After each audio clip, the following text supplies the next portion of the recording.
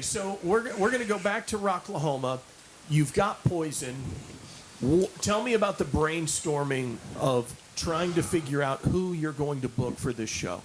Well, we kind of talked about this the other night. Really, when I told him, I said, "Hey, man, I got this idea," and I said, "What do you think?" I said, "I think we should use Rocklahoma," and it was over the weekend. That weekend, I went to a Wal Mart, and I'm on one in the electronics aisle or whatever, and I hear Scorpions on the next aisle over, "Rock You Like a Hurricane." I hear these kids laughing and whatever, and I go around the corner, and I see a whole group of kids playing rock band or rock hero. Guitar Hero. Guitar Hero. Guitar.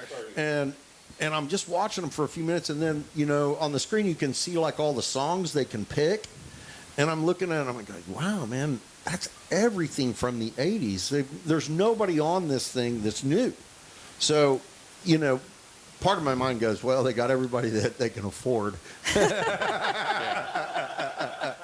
But at the You're not wrong. No, I think that's really what was going on, because there was guys on there that I knew had not worked in a long time, and the big boys wanted nothing to do with Guitar Hero. The very first. They seen this as a novelty, a kids thing. Anybody that was currently in the scene was absolutely out. Like on no anything. Motley Crue. No. It took Aerosmith a while. Yeah, well, exactly. But again, as you see how this thing unfolds, you'll understand why all of these guys end up getting into what was happening.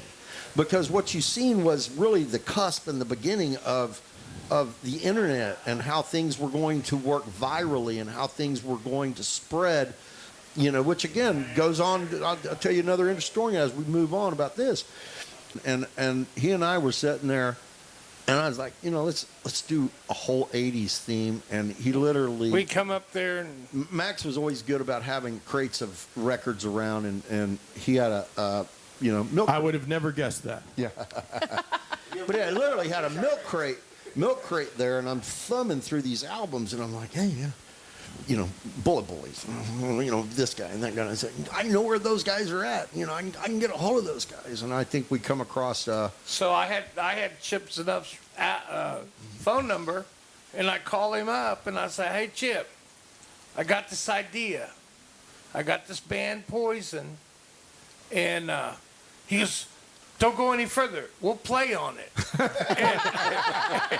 I said, say no more. We're there. I said, and I'm thinking about doing an 80s theme for the 80s, all rock. He goes, I can get you 8 bands right now. And so by the end Do you remember what those 8 were? L.A. Guns, Enough's Enough, Bang Tango. Bullet Boys. The Bullet Boys. Faster Pussycat. Well, give me the book. Yeah, right. Oh, there you go. I got the book right here. Yeah. By the way, ladies and gentlemen, if you don't have your we got a book Rocklahoma right here. Rocklahoma 2007 book, Rocklahoma 2007. We'll get into that. they are available for sale. But and they're available for $15 at here'sthedealok.com. Never miss an opportunity to pitch. Hardcover.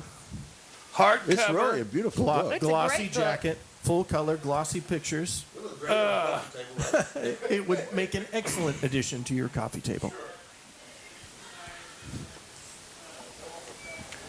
One of them was Lillian Axe. We brought in, didn't we get Greg Leon Invasion?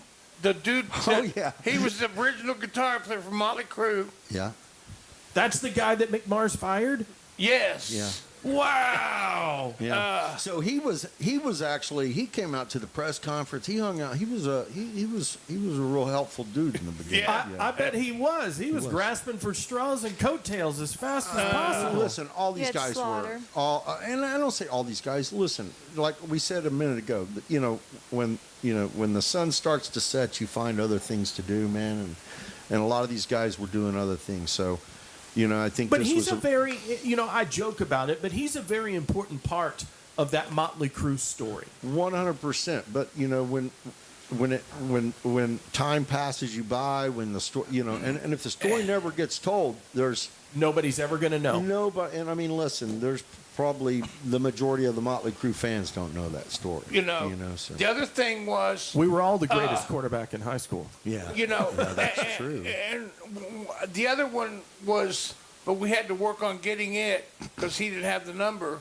But we wanted warrant because Now, we was had this, done. was this warrant with Janie or without? Well, No, I wanted Janie in it, and that was really the. So again, as this thing started developing, we were all tightly talking and trying to figure out how this thing was going to work, and I think in the beginning we had a concept, and and I will say this: the guys from Pryor, whether it was due to their maybe being desperate, or maybe they just really were truly hey, run with the ball. I'm not sure which one it was, but they let us do that. Best thing that ever happened to us. They let us do that. And because of that, we came up with some really just creative and I feel like innovative ways to get the word out about this show. It ended up, I think, over 100 different acts that we had. We ended up adding Rob to the game. Well, I was already doing the marketing and He's already doing PR it. for Country Fever. Right. So, when I thought they had brought you into this, No. Rob. See, I've learned all sorts of stuff that I didn't know. No, I was already doing Country Fever, and that's when they said originally, hey, we want to do Rock Fever. They were talking to them, to Max and Brad. Mm-hmm. That's when they came up with Rocklahoma. You get with Chip. You've got all the 8 bands already that just wanted to sign on. So we had 9 bands out of, what did we do that year, 33 or something like that? Or Oh, more? no, more than that. Like Then 50? more than that. no, it's a lot more than that. There was 4 days of bands. Was it the next year that was The next 100 year and we did something? 106.